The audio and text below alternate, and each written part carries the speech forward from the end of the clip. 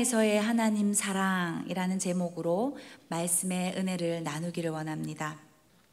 그리스도인들은 매일매일을 광야와 같은 과정 속에서, 그리고 그 과정을 거쳐서 하늘 가나안을 향해 나아가야만 하는 영적인 나그네들입니다.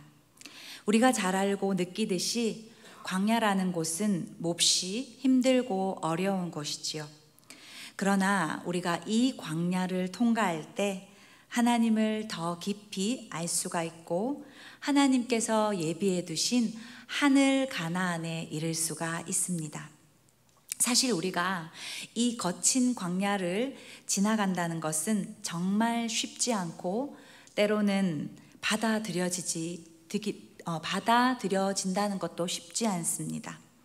그럼에도 불구하고 우리가 용기와 기쁨을 절대적으로 가질 수 있는 것은 이 광야의 여정 속에서도 우리 하나님께서 우리를 절대로 그냥 내버려 두시지 않으시며, 오히려 이 광야의 여정을 통해서 하나님의 사랑, 당신의 놀라우신 사랑을 보여주시기에 우리는 끝까지 용기와 기쁨을 가지고 있어야 된다는 것입니다. 그렇기에 오늘도 우리에게 힘겨운 광야의 인생을 살기에 앞서서 오늘이라는 주님께서 주신 이 새로운 날에 본문 말씀을 통해서, 광야를 통해서 알게 하시는 하나님의 사랑을 우리 모두가 깨닫기를 원합니다. 첫 번째로요, 비록 광야에 있을지라도 하나님께서는 당신의 사랑으로 우리의 안식처를 제공해 주십니다. 오늘 본문을 보면 여호와의 궤가 3일 길을 앞서가서 쉴 곳을 찾았다라고 기록되어 있습니다. 10장 33절을 다시 읽어보실까요?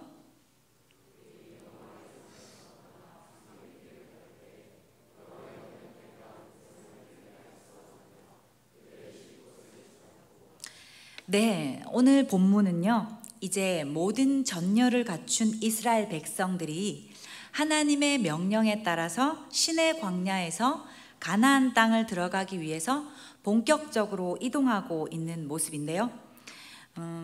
여기에서 나팔 신호에 따라서 이스라엘 백성들은 이동하였고, 이때 하나님의 언약궤도 함께 가지고 이동하였습니다. 그리고 그 언약궤는 제일 선두인 제일 앞에 있었습니다.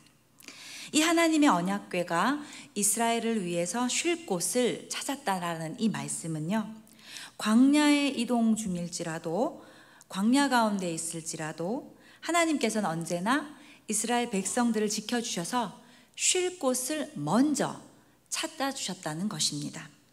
당시 언약궤는 하나님 그 자체였고, 모세는 그 언약궤가 이동할 때마다 하나님께 기도하였습니다. 우리에게도 각자 상황은 달라도 인생의 광야가 분명히 있습니다.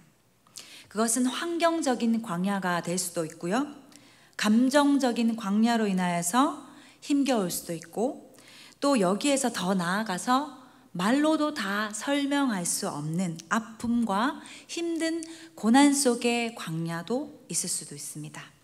그러나 분명한 것은 하나님께서 이 모든 인생의 광야를 다 알고 계시고 우리와 함께 하고 계신다는 것입니다.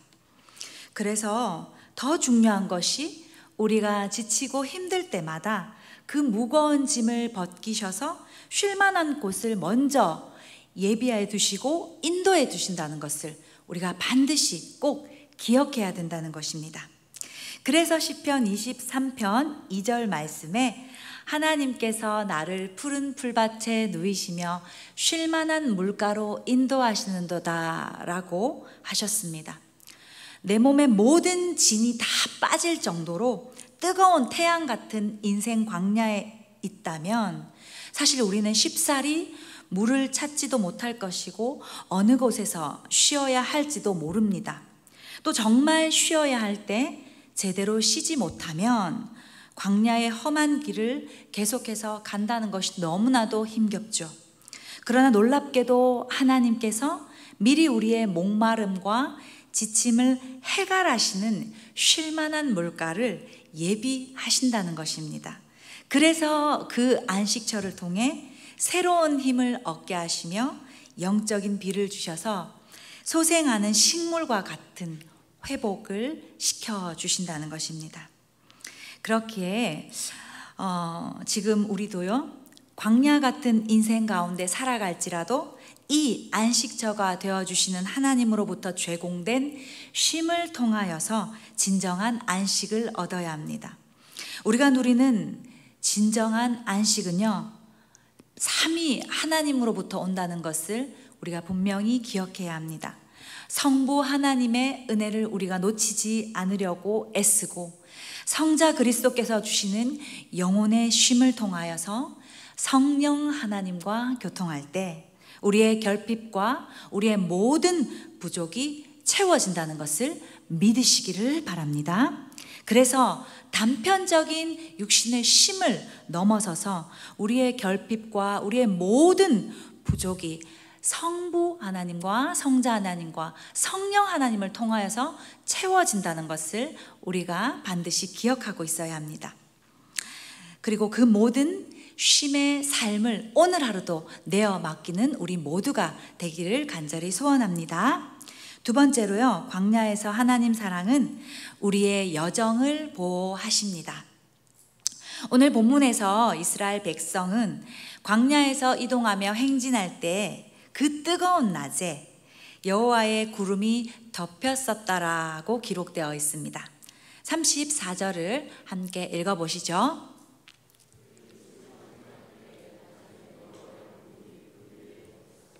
네, 그렇습니다.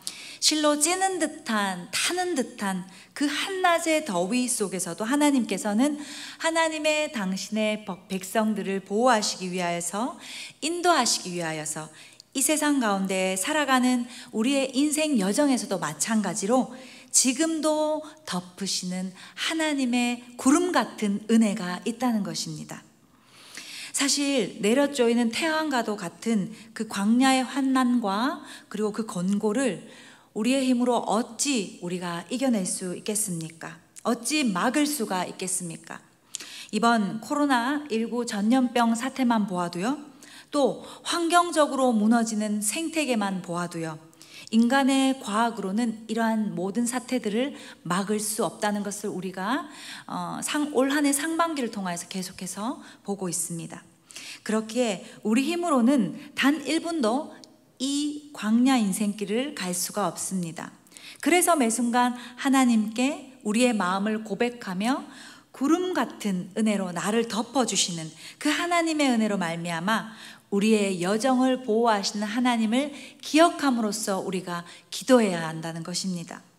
지금도 우리와 매일 한 발자국씩 같이 가고 계시는 하나님, 내가 모르는 사이, 내가 느끼지 못한 사이에도 하나님께서는 덮어주시는 그 하나님의 사랑의 은혜로 말미암아 우리와 함께 우리의 인생 여정을 계속해서 함께 가고 있다는 것을 우리 모든 성도님들이 믿으시기를 간절히 원합니다. 내 힘으로가 아닌 삼위 하나님의 보호하심으로 이 모든 상황을 이겨내기를 간절히 소원합니다.